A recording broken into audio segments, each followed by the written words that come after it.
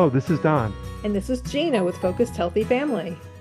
and today we're looking back over the best of 2025. So, over the course of the next week, we're going to share with you some of our favorite podcasts, some of the ones most enjoyed by others.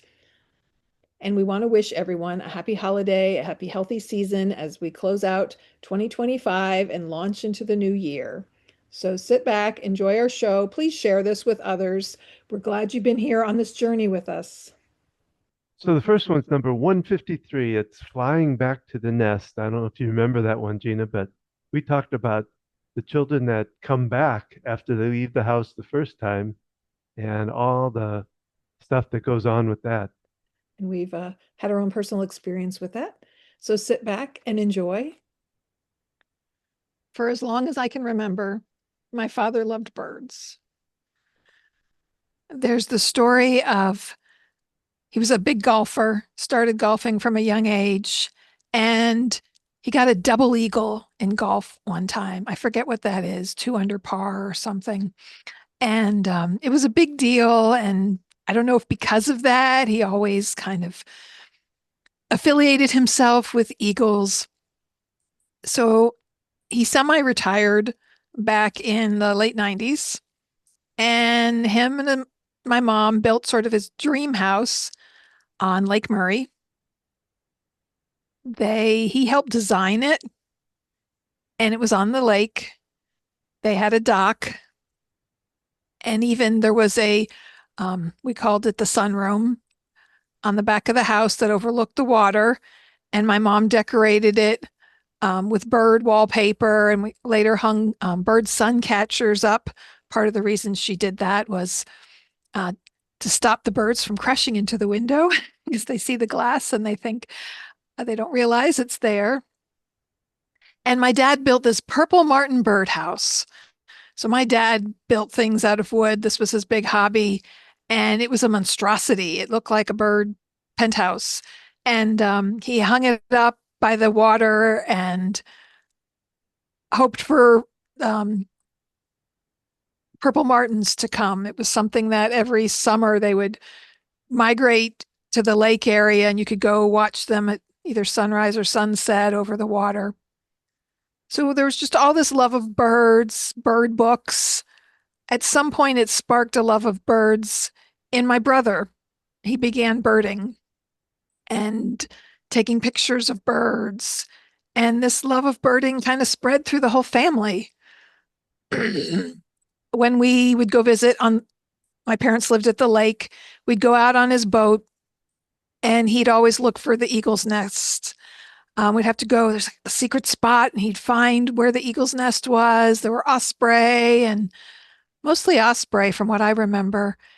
And it'd be up high in a tall tree, and it was a big deal to see them.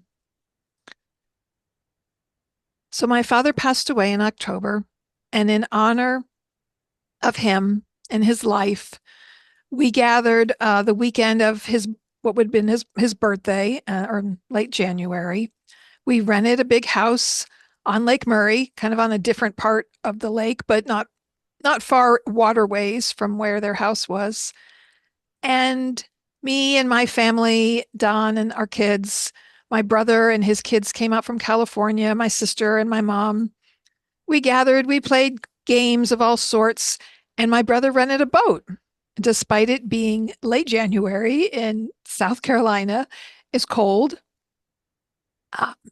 And we were taking different boat rides, and we went out one day on the boat, and we traveled across the water, maybe 10 minutes, to the neighborhood area where my parents had lived.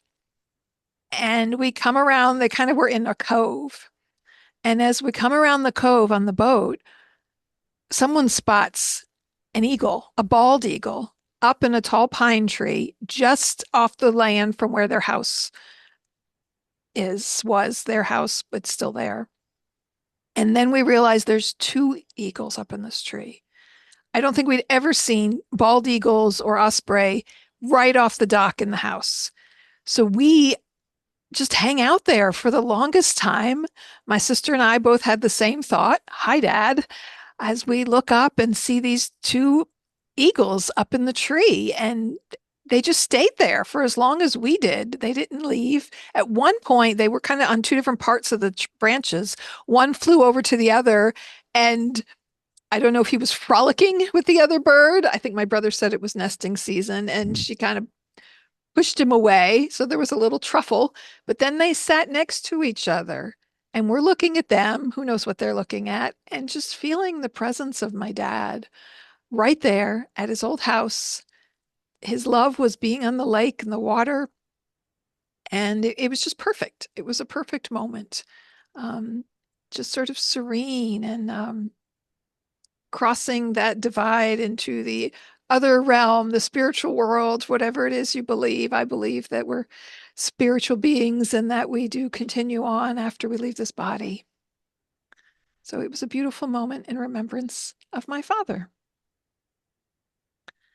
Hello, this is Gina And Don. with Focused Healthy Family. This is podcast number 153. Today we're talking about flying back to the nest. And before we start, I thought I'd throw out a tip. This is a tip that a friend of mine actually, uh, he actually wrote a book on it called Positive Direction. And life is not always about being positive. It's about leading your life in a direction you truly want to go. It's not about taking one big leap from where you are to where you want to be in your life. It is about small steps leading in a positive direction. And one of the things that I just add to this, one of the ways he showed me this idea, he was in a presentation with me. He uh, he showed me this a clip from a presentation he was doing, and on it he had a drive shift from a car, and it had the PRNDL. And he said, what would you, as you look at this, what would you call the positive direction in that? And I said, well, it would be drive. And he said, but what if you're trying to get out of your driveway? What would the positive direction be then? And it really kind of caught me off guard that we don't, we think of positive in one direction. We don't think about all the different um, aspects of it and where we want to go in life. Depending on where we want to go. Yeah. Yeah, if we're facing the garage door and we We want to don't get want to out go of the through driveway, it. if we move forward, is that going to be a positive experience? Yeah. Um, yeah, then the reverse would be the positive direction. What if you need to push the car because it won't start? Neutral might be your It's positive direction. or if you're in deep snow, you might want to put in low. So there's all kinds of things there. But anyway, Do you have a caregiver tip for today? uh, no, I do not. I could give one though. Well, you pull that up. All right, I'll We're give going it. to be delving into this idea of flying back to the nest. So, kind of delving into the sandwich generation a little more with juggling caring for aging loved ones and still caring for children. Oh, And well, we're talking about flying back to. Birds don't necessarily do that for their kids. no, they push them out of the nest, they learn to fly, and they're off. And yet we've kind of come to the place in our lives as humans, at least in our Western culture, that we disappear, we move away from home, we, migrate, so to speak, to other areas. And yet, some of us return to care for parents. Some of us still stay, within the vicinity of those parents, but we're busy doing our own things. And when a loved one has additional needs, especially our parents, we often come back, as in coming back to help care for them, whether it's to their house, to the city where they live, um, whatever that might look like. All right, well, let's do a little caregiving tip from our Caregiving 101 by Mike Collins, 101 ways to keep caregiving from making you crazy, which that we know. Um, this is tip number 44. The soothing effects of bathing have been known for thousands of years. Hmm. Simply washing your face during a stressful time can help calm and refresh a be refreshing effect. Find a type of soap that smells wonderful and feels even better. If you're a candles, if you're a if you're a candles around the tub kind of person, treat yourself. Give yourself enough time and hopefully without interruption, take your time in the bath. So take a bath. Better yet, take a bubble bath.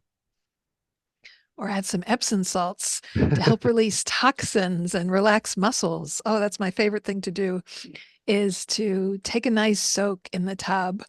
I don't usually do the candles thing. I remember years ago you used to set me up with a nice bath with some candles, and um, our older daughter loves soaking in the tub. She works hard with animals and physically challenging, and so she loves to do a soak. And she's gotten some different bubble bath products, some soaps with The wonderful lavender scents, soaps, yeah, that lavender she loves. scents. And thinking about calming things, it reminds me of our timeshare that we have. And they decided to make all of their toiletry products lavender scented. So there's soap and there's shampoo and everything. And much to my son's dismay, who has an allergy to lavender, when he went to the resort the last time, it's like it can be a calming, soothing smell and scent. Yet, if you're allergic to it, it's not going to be calming. Kind of like thinking about the whole positive direction idea. Is it calming and soothing to get into a tub full of lavender soap? Not if you're allergic to lavender.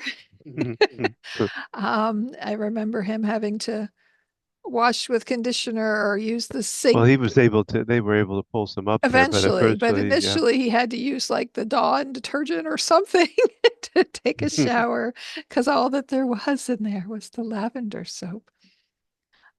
So, yeah, thinking about caregiving and how important it is to care for ourselves. So, we've been talking a lot about caring for aging loved ones and looking at different resources and things to support them, and kind of delving back into the sandwich generation idea. So, this is caring for an aging parent or loved ones while still caring for a child. And I found a article from the University of Michigan. It's from Michigan Medicine .org. And there was a study done in 2022 about a sandwich generation study, kind of literally looking at these people. Now, they define it as people caring for a child under the age of 18 while also caring for an aging parent over the age of, I think they say 65 in here. And we've talked before, sometimes you may have a child older than 18, but they might still depend on you. Sorry. This thing's sorry. You're being disruptive, I'm Donald. sorry. It was trying my anyway, this disrupting child in the parent world here or something. Ah, okay. Um, all right. So the study talks about caring for an aging parent and having a child under the age of 18. We've talked about you might be caring for a child older than that who either depends on you financially, emotionally, physically, possibly in some way. Maybe they have mental health challenges. Maybe you're paying for their college.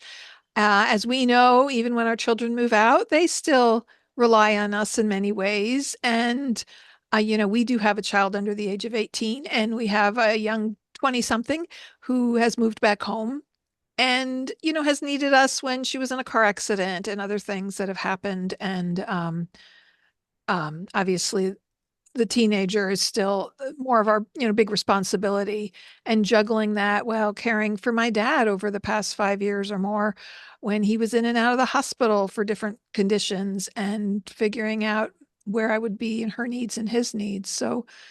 Um so they talk about the nickname for, it says, mostly female middle-aged group of Americans who serve as caregivers for both older and younger family members at the same time.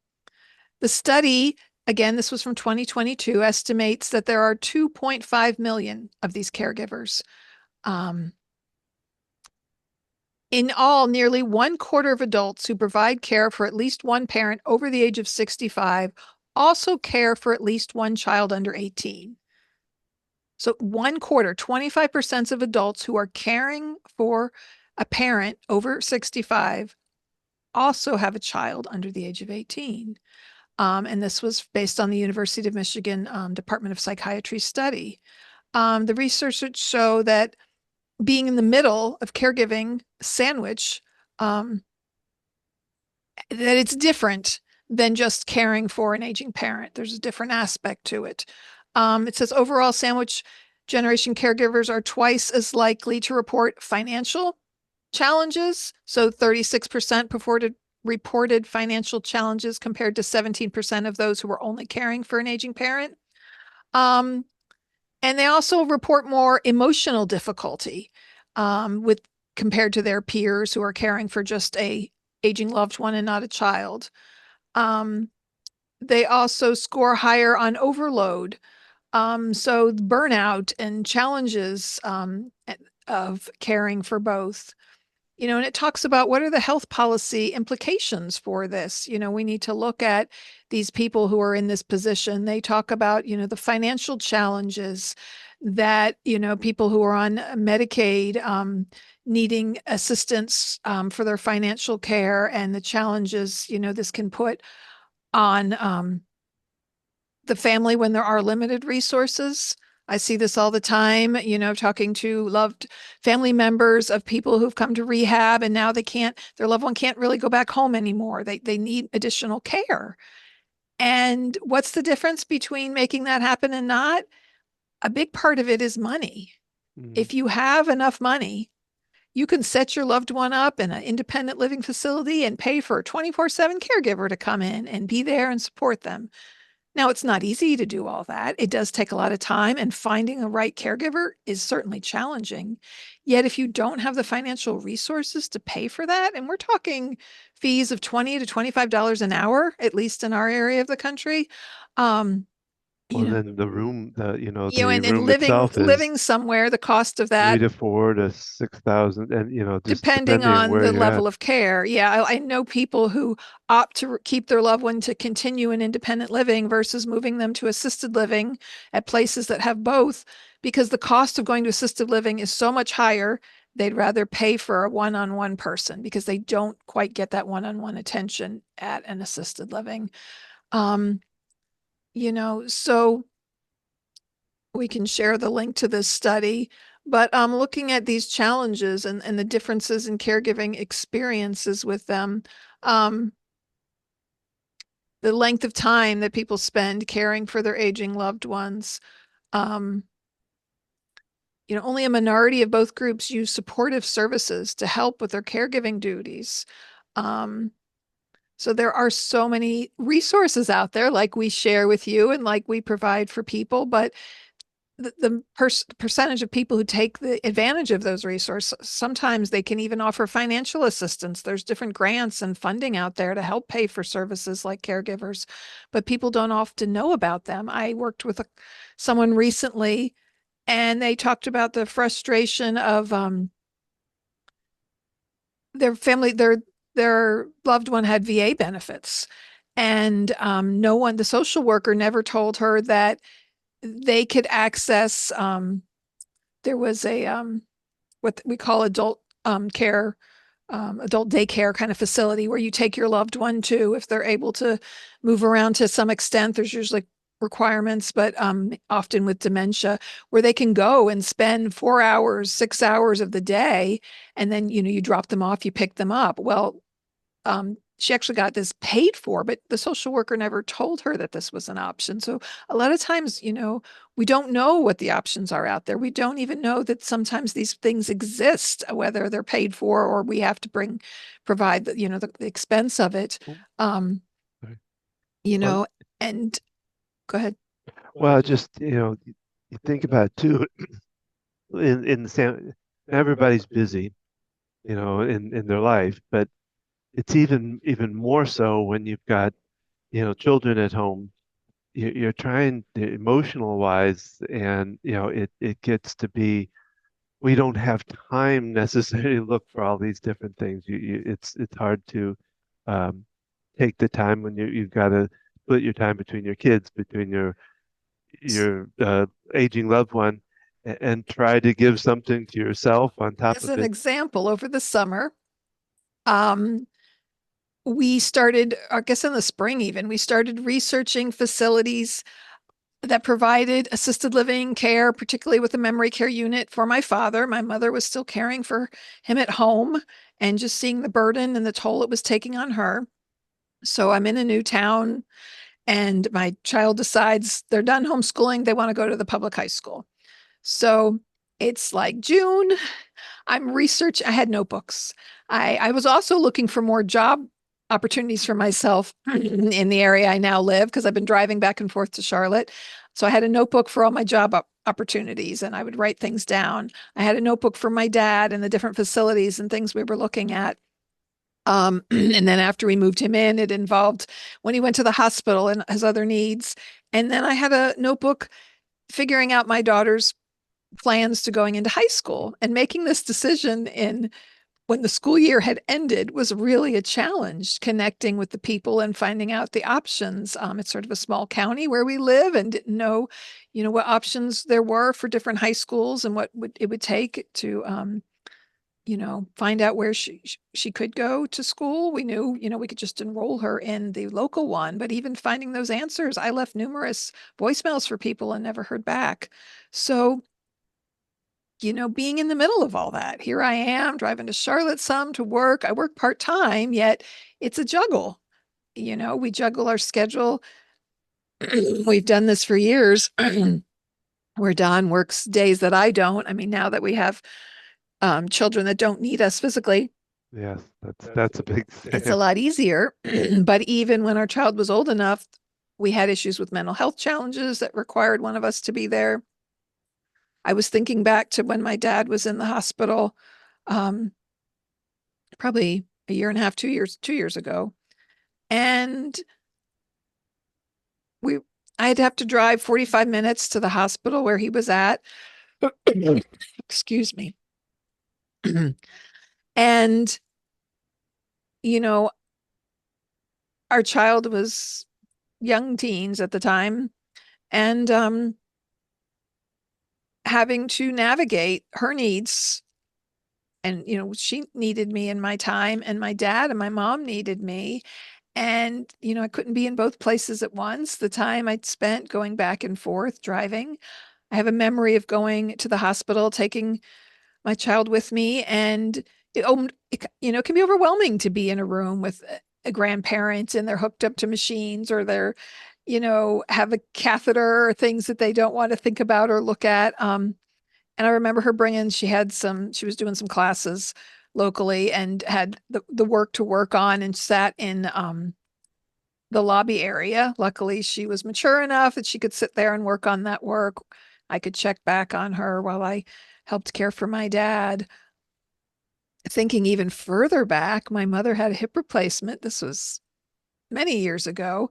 And my grandfather had passed, and my mom had just had her hip surgery. She couldn't fly to go. She kind of still needed a little bit of support around the house as she recovered. And my dad flew back to New Jersey to the funeral. And I went down. This is when they lived at the lake with my gosh, she was not even one at the time. My baby in tow. She was probably 8, 9 months. Oh, wow. And because our youngest learned to walk before 10 months of age. And I remember Grammy was walking around pushing her walker, and my little one had the little kitty walker, and they're both walking together. And, juggling that even at that time period, um, when my dad was still healthy and enough to, travel on his own. And, there was a time when we had a kid in the hospital and Oh, over yeah. several months, and my dad was in and out of the hospital. And somehow I, for the most part, they did not coincide at the same time, but I had this, you get visitor badges when you go into the different hospitals, and I had a collection of them from like two or three different places. Just the time that I spent going back and forth and caring for a child in the hospital, whatever age they are, and for whatever reason they're there, whether, it's mental health issues, which can be even more challenging because you have so many Oh, restrictions about being there with them, and just the emotional toll. and the physical toll. I go and I spend the day at the hospital, and I come home, I don't necessarily have the energy and the attention to give my children that I might otherwise want to. um, just kind of that exhausting impact, and being in that position to have to make those choices. I was fortunate. Don, I knew he was there with the kids and supporting them in the ways they needed, yet um, Well, it's to say, when we throughout our life, we've done this where we've split off, where one person's here and the other person's working or whatever, and that on the logical side of that, that sounds great and all, but there's still this side of, I'm not there when my child is doing this or that. For either one of us, I mean, you more than me, you were doing more work than I was at the time, or throughout our life, actually. well, yeah, But it varied at different times in our lives. works on So your. even without caring for our parents at the time, just that juggling act, Mhm. most of our time together was spent discussing the kids and Yeah, like handoff, like, okay, this is what's been happening, okay, now I'm going into work, this is what you need to do, and just juggling that I didn't even get a responsibility. shower. um, uh, and so, yeah, so you add in, and it's a similar, excuse me, kind of situation, a similar situation when your time is, juggled between, because once we moved my dad up here, we were taking turns. If I was working in Charlotte, you went to spend some time with my dad, and when you were off working in Charlotte, I'd be visiting my dad. well, and then we had to go. Then we had to, and not as much time, but we had to go down and help your mom, getting ready for move. Yeah. And while this was happening, she's moving. And yeah, because she's an hour and a half away, she's in her 80s. She can't easily get up. My dad was, oh my goodness, he lived at that facility 4 months barely. And he was admitted to the hospital at least twice and in the emergency room a couple times. And, just knowing my dad's got dementia and the confusion and, being there without somebody with him, certainly it made it easier on us when we moved him close to us. Um, Yeah. it made a big difference. It kind of all worked out beautifully. I think we've described this before. We live in the smaller town and you can be almost anywhere in 15 minutes or less. And so his facility was close, the hospital was close. So being able to juggle that made that a lot easier. And yet it still takes a toll. Well, It still takes time and energy, resources. When I was at the hospital with my dad, I wasn't working. yeah. I remember one time my dad was in the hospital. I think this was the weekend we were supposed to move him into the assisted living facility up in Salisbury from Sun City, so an hour and a half up there. He wound up, I had spent the night at my parents to help move the next day. He had a TIA, kind of a mini stroke. So instead of moving that morning, he went to the hospital. And to get to the right That's hospital true. with the stroke recovery, it was in the opposite direction from where we live. If you're in the Charlotte area, it was the Pineville Hospital. So mom's half an hour south. We're southwest at this hospital. We live An an hour and hour a and a half. half from there. Yeah. So instead, I'm at that hospital. I'm supposed to work that weekend. Um, he spends a good 4 or 5 days there. We were moving him in on a Tuesday because I said it was ideal to move in at the beginning of the week and not the weekend because there's less staff and less things going on. Well, what wind up happening? He was in the hospital till Friday and we wound up moving him. Excuse me. But one time he was in the hospital, I remember I told work that I would come in and work for a few hours. And I realized, it was still a good 25-minute drive from the hospital to where I worked. The exhaustion of trying to do that and if, feeling like I needed to be here and there and do all of this. And I remember I told her I was going to come in for a couple hours in the afternoon and my sister had come down to visit. And I really just wanted to hang out with my mom and my sister and enjoy lunch together. And I had to call my boss and say, hey, you know what?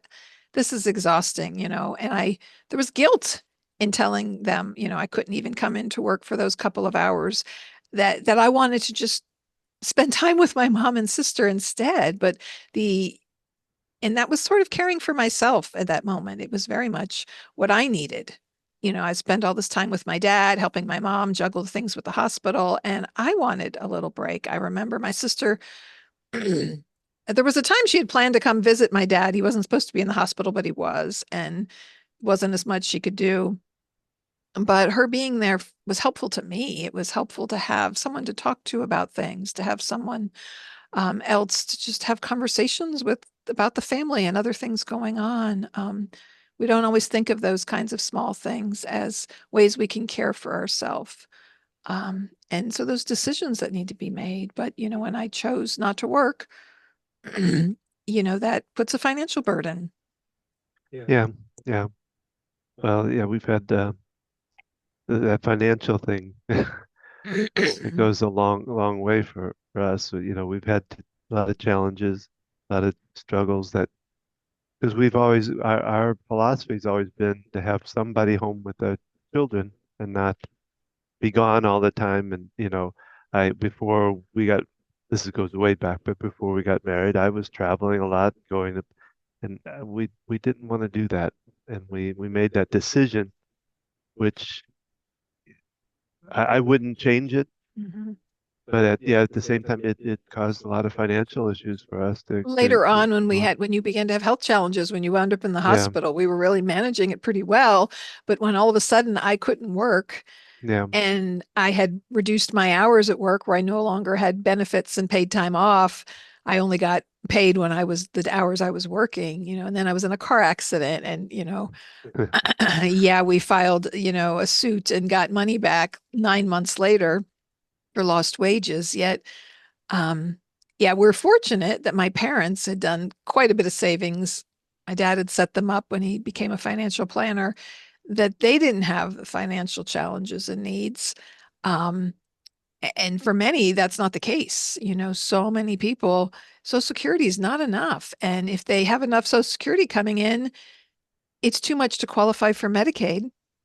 mm, And so they're caught in this middle space of not quite having enough money to pay for extra services they might need, sometimes barely having enough to support themselves and pay for their own bills. Even if they live in a house that's paid off, there's still taxes on upkeep, all of that. the There's a home lot and of the that. Yeah, upkeep. That's part of the reason my mom was, sold that house. She loved that house, but it was a large home and it was a lot to care for. And moving out to a community where she had people around her, she lives in what's called a continuous care retirement community. She's in an independent living apartment, but that's quite a downsize going from this big 25, 3,000 square foot home to a two-bedroom apartment, and just big choices and changes to make. So even though, physically she can take care of herself, mentally she can take care of herself, supporting her with that. And I wouldn't change it. I've heard people talk about that term, oh, you feel sandwiched, you feel stuck. It's more a matter of just where we're at, and yes, it is putting a little pressure in some ways. And yet, um, if you're involved in your family, if you're part of your extended family and you want to help them, it's something we choose to do, but it's also something that feels good. It felt good to be there with my dad. Um, I recently came across a picture, and I think it was one of the last times my dad was really awake and alert when I visit him, and we went on the porch. And it was one of these, your phone puts together conglomerations of pictures and shows them as a video. And I couldn't go back and find the picture, and I'm still trying to search for it. But it was a beautiful memory of time I spent with him, and we were out on the porch and we're listening to music, and he's standing up from his wheelchair, and he passed a week later. So yeah, it's a challenge. I mean, having kids is a challenge, right? Life throws different challenges at us, but the minute you bring other dependents into your life and caring for them, um, their needs kind of take priority oftentimes, and when they're dependent on us. And so the same thing happens if you have an aging parent and you're needing to step in. You're seeing that they're not able to care for themselves, or something outright happens, that they're in the hospital, they fall, they break a hip, they have some other kind of health issue. well, and I think it goes to a little bit of balance that Excuse has me. to come in there as far as um, one is being able to balance your life and what's going on around you and because you still it, it still comes to an end that if you're a giving person, you give and give and give and give and give and give. There's a certain point where you can't give anymore. So it has to be kind of a balance in there. I know it's tough when you got an aging parent and they're doing things and falling or whatever, but there still has to be a balance for you. And it may mean, if you can, being able to find somebody to take over some of the things. And if you can't pay, if you may not be able to pay for it, you may want to check with a local church, Hmm. uh, and see if they have volunteer programs. I know our neighbor used to have volunteers come over and do things for her. So making sure to have somebody, even if it's just somebody to come for an hour, to spend a little time for yourself or to go out or to do things, I think that's very important. Reaching out to friends, even if it's, they'd come to the house and make dinner for your kids. I know when you were in the hospital, my friends were great. We don't even live really close anymore, still drivable, and they brought food up and meals because they knew I was juggling when my dad passed and just caring for him and meeting those needs and the responsibilities of the funeral planning after someone passes. There's Mm, a lot things that have to happen, things that have to get done, and having other people who can support in some way. Um, can someone go visit your loved one who's maybe in the hospital? Just popping in for a visit. Who else can step in? We need to allow kind of respite time. I've heard many times when I'm working with a patient in a rehab facility and they're like, where's, my husband, where's your dad at? Why isn't he here with me? It's like, well, he's resting right now. Mom, I'm stepping here. He'll be here later, and having them to say that because you can become really dependent on that person always being there. My dad was known for calling out Ellen or Gina. He was used to one of us always being with him and it was taxing. mhm, And, you feel responsible, not only being a caregiver being put into the position, but if you have that personality, some of us are more just stepped up to that situation. It's kind of part of our essence of who we are. But also if you're a people pleaser, and maybe it goes hand in hand mhm, with being, I know I've had many conversations, especially several years back when our one child was living on her own for the first time and putting her needs first. And I think she got called selfish by some people in her work world because she was doing that. And I'm like, if you don't learn that from a young age, you're going to be giving and exhaust yourself. That yes, you do need to be a little selfish. You need to be like, these are my needs and this is what I need. How can we help to meet them? Maybe they can't, but we have to know how to ask for it. We have to know how to ask for that help. And it's something I think I learned over time, when I was in my early 20s. Um, I didn't necessarily know how to do that. And so we want to support our loved ones wherever they're at in their journey and whatever that looks like. And so, what challenges, I asked that do you have as far as caring for maybe your children are even still where they are young enough that need someone right there with you, right? That need someone to be with them at all time, or whether you have to take them to school, pick them up. I mean, our child's now in high school yet because she's not going to her assigned school, we have to provide the transportation. And mhm, so right. that's a new juggling act of, oh, yeah, I can work in Charlotte, but if I've got to be back at 3:30 to pick a kid Yeah. up from school, um, and so, we're still building support systems. We don't really know many people up here in the area where we live now. And so, yes, finding people who can help you connect with resources. Maybe a retired nurse, maybe a neighbor or friend has done similar things. And it can be a challenge to stop and ask for that help. Maybe you have kids who can help research for you. You have grown children. What things can they do? Well, and always be well, listen to those that tell you that, well, if you need anything, let me know. Well, use that. A lot of people don't like to use that, or they if they can't say it in total respect of you, that's their problem. You know, And uh, you can make a list of those needs. And so if someone really offers that, You can send them a message with the list. You can say, hey, and maybe someone likes doing something and you don't even realize it. Oh, I'll come take care of your yard or, and saying, okay, these are my different needs. Are there people who can help in any way, and putting it out there. And I mean, it took you having a heart attack back when we had young kids for me to step into that and ask for help. And there are times in our And we life, got a lot of it too. there's times in our life when it's easier, when you have young kids and your husband has a massive heart attack and is hospitalized, friends can step up more easily than when other things are going on. I Yeah. know, um, people were providing meals and things right when my father passed, but then like 2 weeks later, I remember just feeling kind of lost and alone. And then all those people kind of went away, and, Mm. where was that support and help? And so, we can think about this as we're helping other family members. Maybe you're the family member who lives far away, but you have a loved one that lives close. What can you do for them? Even if you can't necessarily help out, maybe you have a contentious relationship with your parent, or you're not even speaking to them, or there's extra challenges there, but maybe you can support those other people who are, or their kids, or whatever. So kind of thinking outside the box a little bit, and know that you can reach out to Don and I. Whether we connect you with resources, work with you one-on-one. Don, do some tapping sessions with Don. When are you doing your next monthly group That's coming tapping up online, Don? February 28th. So we got a week or so from now.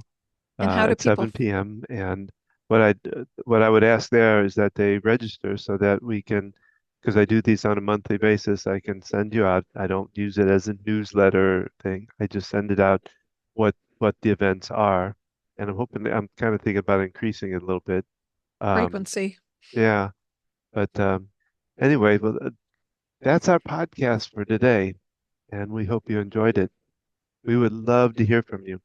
Make sure to leave us a comment or give us a like or a subscribe wherever you might be listening to our podcast. If you like what you heard today, we are here to guide you through what your journey caring for an aging loved one, caring for your kids. That's what we're here for.